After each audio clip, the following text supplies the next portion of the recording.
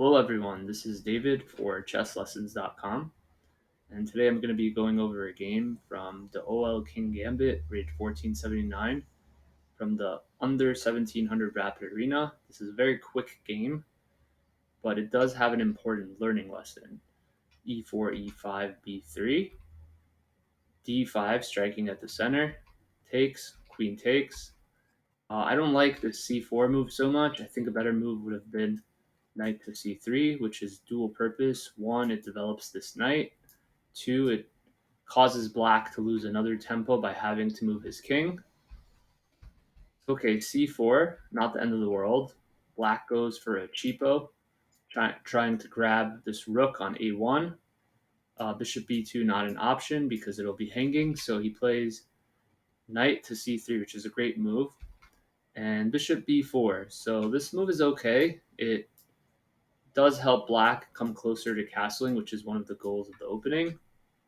And I think better than bishop b2 in this case would have been knight to f3, attacking this queen, asking it, where are you going to go? It can't come here, can't come here, can't come here.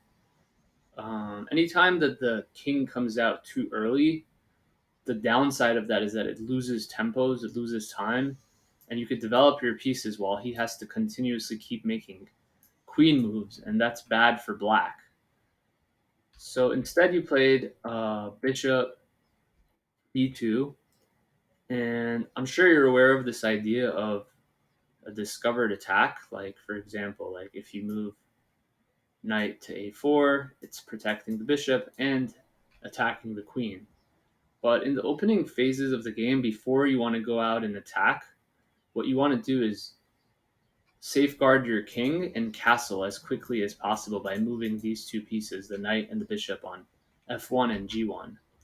So your opponent develops his knight, and in response, you attack his queen. And this is a good move because you're one square closer to castling, like after bishop e2, and here you castle.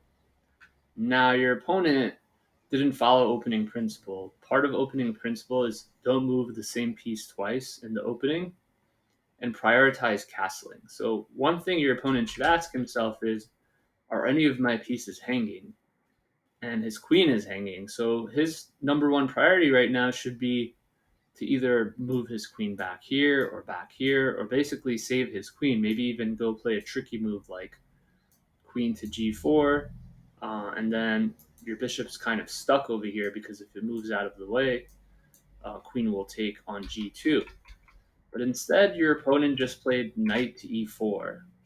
And at this moment, I'm not sure how long you spent on this next following move, but if you spent maybe an extra 10, 15, 20 seconds, you could probably see that this queen is hanging. And after your opponent recaptures, let's say on d4, your knight is attacked. You can grab this piece over here, and this is a very easy win.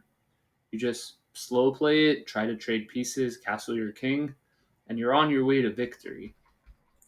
But as we see, sometimes we get too caught up in trying to play a cool move or a tactical move like knight a4, which defends our bishop and also attacks our queen, that we totally forget about the threat of checkmate. So it's important to note in this game that there was a few moments that led up to this mistake. Maybe even one of them was bishop to b2, because if you play knight f3 right away, preparing the bishop to come out and castle, there's no time for knight f6 and knight e4. And let's say your opponent plays this. Now you have to still remember to take here, but let's say you forget. Say you just forgot to take the queen and play bishop e2. By the time he comes here, knight to e4, it's already too late. You're already castled. So you need to prioritize castling and always ask yourself, is my opponent hanging any of his pieces?